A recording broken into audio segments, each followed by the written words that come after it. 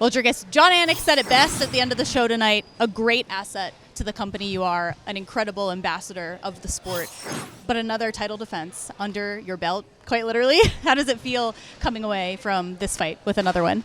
Yeah, absolutely incredible. Every fight to me feels, well, it is. This was literally the most important fight of my career. After winning the belt from Strickland and there being controversy from his side and from his fans and from a lot of people. I mean, people wanted to see the rematch up until the Hamzat thing happened. And then to me, I went like, oh shit, was it that close? Okay.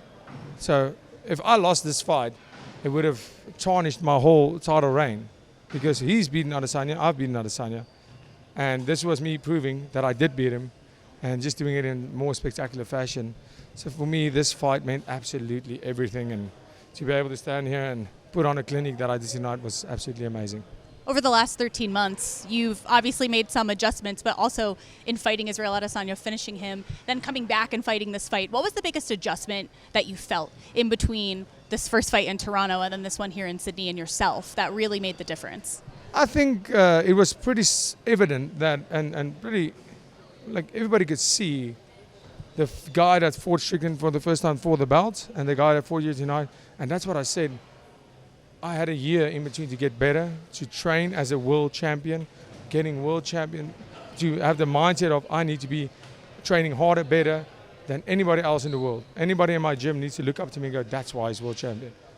And I came out here tonight to put on a show where I didn't go crazy and have a 28% strike rate, big shots, landing great, but I wanted to be more accurate, I wanted to be calm, accurate, and calculate the performance. Calculate my strikes, calculate when to do what, and I did that. I'm really, really excited to see the amount of my striking accuracy in this fight because the first one, it was around 28%, which is terrible for me. And I stayed calm in this fight. When I saw his nose go, I went for it, and tough as he is, he deserves all the hype. He is a tough man. I kind of let it go, but then I went back to being composed and did what I had to do. We saw you smile at the end of the fourth round as you walked back to your corner. Did you kind of know in that moment, okay, the nose is broken, you had quite a lead. Going into that final round, what's going through your mind when you know anything can happen, but as long as you stick to the game plan, stick to what you're doing, you'll probably come away with the win?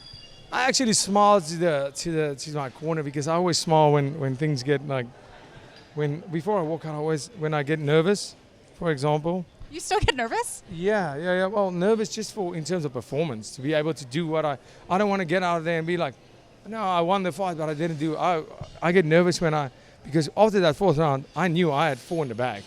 I was like, listen, the first 2 was like, geez, is this really a fight? What's happening? Then the third, fourth, it got more real for me because he realized he's losing this fight and he went for it. But I walked to the corner after that and I was like, oh, sucks to be him right now. He has to make it work in this fifth. But I was smiling because I knew, shit, this fifth round, he's coming out to finish this fight. His corner, I know what's going to happen right now. He's maybe going to shoot. That would be dumb. There's no way he's submitting me. So I think he's going to come out guns blazing. And I have to deal with that right now. Obviously, in the fifth round, you don't feel the same as you did in this first. And I was smiling because I was like, oh, here we go again. Let's go for it.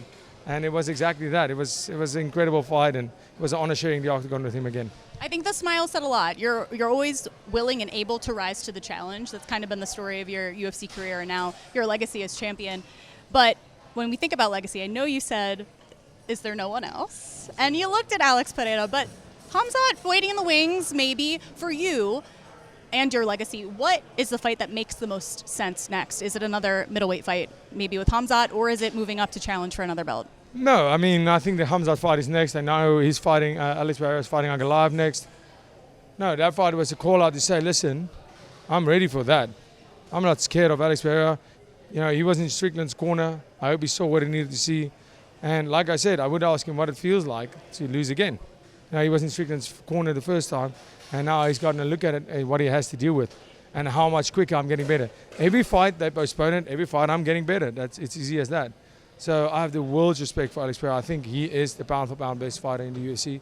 In combat, right as of now, I'm building on my legacy, but as of now, he is the greatest combat athlete the world's ever seen. To be able to do in a short period of time what he has done and where he comes from, and the achievements he's had. So it will be the biggest honor to share the octagon with him. But as of now, defending this belt is my first priority, and that's what's next. I know you just fought for 25 whole minutes, but if you could maybe take a little rest, you deserve a little bit of a vacation, but if you could make your pick as to when, you're so welcome, I make these decisions. If you could choose when you'd make your return to the octagon, when would it be? I would love to maybe see, I've learned my lesson on making promises on fight night. The adrenaline's pumping, feeling ready to go tomorrow. Tomorrow you're feeling like you can't go at all. But international fight week seems like a great idea. Okay, that's fun. That's a fun time for everybody. Very hot, though, in Las Vegas. How about this? We'll follow up and ask again tomorrow. And if you still want IFW, then I'll work my magic, because I totally make those calls. Thank you, boss. Dricus, congratulations. Always an honor to watch your fights. Thank you.